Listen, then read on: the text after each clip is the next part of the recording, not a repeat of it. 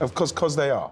And I'm not just saying it simply because they are serious title contenders with that performance. Yeah, well, that performance, we're one game away from halfway, and they're 8 clear at the top of the Premier League. Yeah, I can agree here as well. You know, they are the title contenders as well. But let's not forget, a lot of football is yet to be played. You know, and if you lose the next game, what is the point of winning this one, you know? You have to consolidate, Exactly. Every game is important going into winning the Premier League, and Arsenal know that.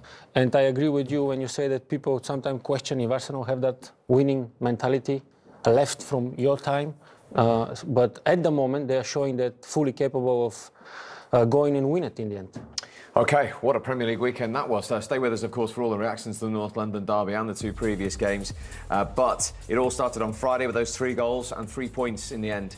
Aston Villa got 2 goals and the win against Leeds. 4 wins out of 6 under Unai Emery in the Premier League. United, of course, won the Manchester derby with that big call with the equaliser against City. Liverpool, who have now dropped 26 points this season, beaten 3-0 at Brighton. The huge game at the bottom went the way of Southampton at Everton. Forest won the East Midlands derby against Leicester by 2-0. Massive win for Wolves that took them out of the drop zone as well at home to West Ham. And another win. Brentford 7 unbeaten in the Premier League. And another defeat for Bournemouth. They've lost 8 of their last 9 league games. Then today we brought you Chelsea getting back to winning ways, courtesy of Kai Havertz at home to Crystal Palace, and an 89th minute winner from Alexander Isak off the bench, the club record signing for Newcastle, giving them another 3 points against Fulham. And Arsenal have won the North London derby convincingly away at Spurs, their first win there since 2014 by 2-0. It's getting really, really tight at the bottom. All 3 teams in the drop zone are locked on 15 points. Southampton, Everton and West Ham. Bournemouth are out of the drop zone by just 1. Then come 3 teams on 17 points. Wolves, Leicester and Leeds. Forest now up to 13th with 20. Here's your screenshot. Arsenal fans played 18, 8 clear of Manchester City, who, of course, Arsenal still have to play twice this season. Then, just a point behind City come Newcastle and Manchester United, both on 38 points. Spurs, as we say, now 5 points off the top 4. Chelsea level on points with Liverpool down in 10th. Martin, Arsenal haven't beaten Spurs away since 2014. Quite simply, how good does that feel? It was about time then. But yeah, it felt amazing. Yeah, we remember what happened here last year, and we wanted to do a better game, show a different side, and show how much we have improved. And I think we did that today, and I think we all enjoyed the game. Aaron, how much did you feel you were totally in control in that first half? Yeah, totally. I think we deserved the 2 goals, and we probably deserved maybe more. We played the way we wanted to play the whole first half, and we got the deserved lead. Yeah. The first one was a slightly strange goal, but yours was an absolute beauty. Tell us about it. And also, that goal celebration, basketball, where's that come from? It's just something we talk about a lot inside the team, something with basketball, so that's why we did it. And Rambo tells me to shoot all the time, so finally I did it, and you see what happened. Aaron, you more than played your part as well. Some big saves there, particularly from Son and Kane as well.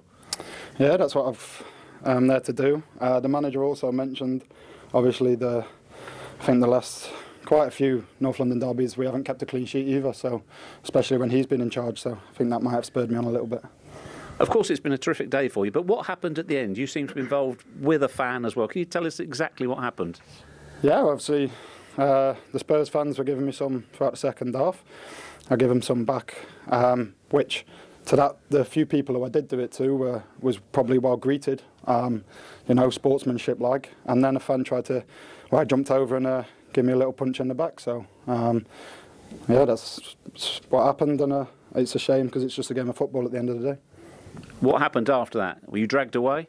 Yeah, everyone, I think both sets of players as well, tried to, bring me away. And thankfully nothing actually happened too drastically, but it's a sour taste, but I'm sure we'll enjoy it when we go back in the dressing room.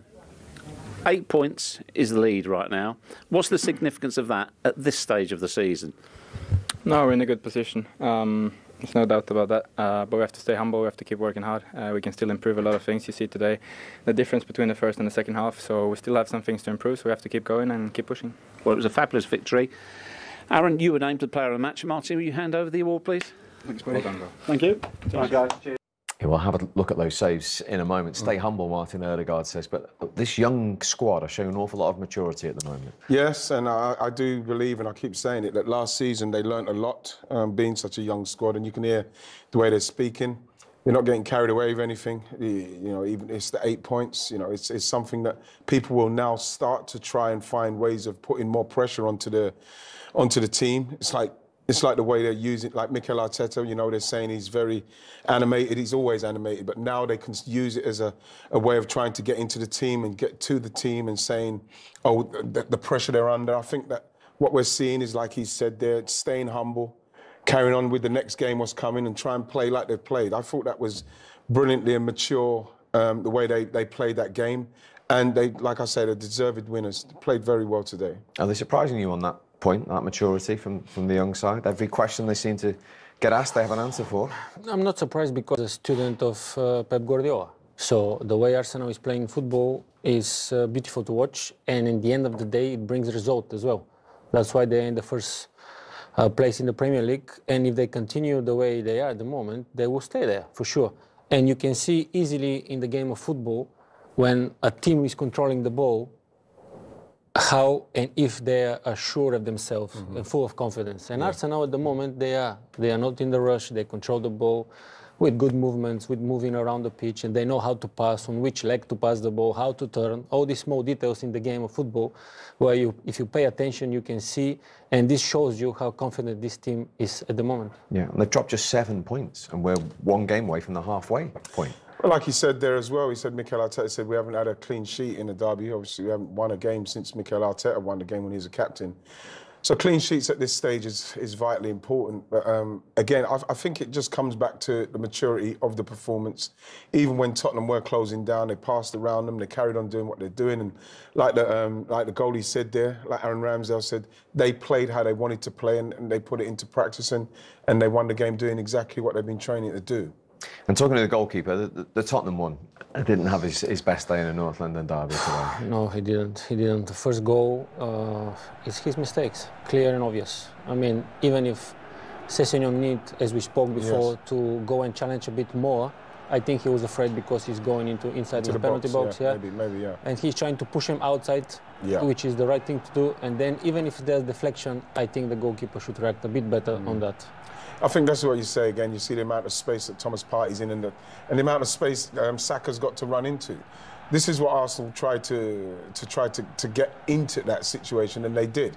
And once you get Saka, once he gets into this situation, Berber's right. You can't really challenge him, but you want to force him down the line. But then once it goes in, you're hoping that the goalkeeper's going to do a lot better than this. But maybe I feel there's a little deflection, but at the same time, he's got his whole body behind it, and you know it's still gone in, and you'll take that. You know, you take that. You know, I think that probably part of the plan of Arsenal was try to explore that left side of Spurs where Sessegnon was and see what is going to happen, how they're going to feel. Because even on that goal, you can see that the moment Saka is going to run, Sessegnon doesn't work his back. No. He doesn't know what is going on there. So when Saka sees this, it's obviously this is the moment where you need to start your run. And everything was perfect for them. And the second goal actually came from a Lloris goal kick, which frustrated you at the time as a striker. Well, it did. I see still no points of kicks like this. I hated kicks like this. I don't know if you enjoyed it. No, right? I'm not big enough to enjoy it. Yeah, look, you kick it, and what do you expect? Kane to just flick the ball to someone? Okay, you can do that. But then everybody is out of position. When you have a team as strong as Arsenal at the moment, this is what happens. You don't let players like this to shoot. You try your best to block. It doesn't make sense because you look at Sessegnon, he should be holding his position just in case that happens. Now it's beyond him, and look at the space now. He's got the Longlay's now isolated, and Saka's one-on-one with him. You got Martin Odegaard running through the middle with no one getting close to him simply because they've all rushed up the pitch, chasing this goal kick, which they haven't got no control of.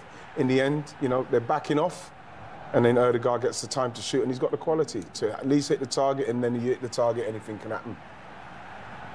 No, this was the perfect shot. In the angle, down on the goal. Honestly, Hugo Lloris didn't have anything to do in that situation. But the goal kick was better. You know, there was no point in goal kick like that. And the basketball celebration is the latest one. So. Well, it's funny. It's funny because I think they're doing it in training, and a lot of them are. I think Mikel's telling them about shooting and how often they've got to shoot. So now we're seeing it a lot now. I think Martin done it the other day when he scored, and they're all doing it now. That they're all shooting now, and long may that continue, Steve. Long may they shoot. When Tottenham did shoot, they found Aaron Ramsdale in sparkling form, didn't they? Well, he's got that about him, and you know, I was getting messages about if you're going to win the league, and it's something that's true. You need a good goalkeeper. You need a goalkeeper that in these moments make good saves. I think Berber was right. I think this is the kind of finish from Son where it needs a little bit more guile and not so much power, just a little bit of dink. You know, just something you can lift over him. This was a mistake from Zinchenko, and this is a great cross. We've got to give him that. I think the problem Harry's got there is that he's too far past the first post to try and get this flicked to the other side. So the goalkeeper's in a very good position, and he makes the save quite easily. But again, it showed Tottenham how dangerous Tottenham could be. And again, you know, good save there from Harry Kane. It was a kind of performance that you know that if you lose a little bit of concentration, Tottenham have got the kind of players where they can punish you. And that one, again, that was a great save. No, this was the save of the match for me, you know. Fantastic save. I don't remember exactly, it was the first minutes of the second half. Yeah. If you score that, then you put Arsenal even under more pressure. But if we look at the other way, if the goalkeeper of Arsenal is man of the match, then you say, wait a minute, they've been destroyed. Then Spurs played so well, and the goalkeeper of Arsenal is man of the match.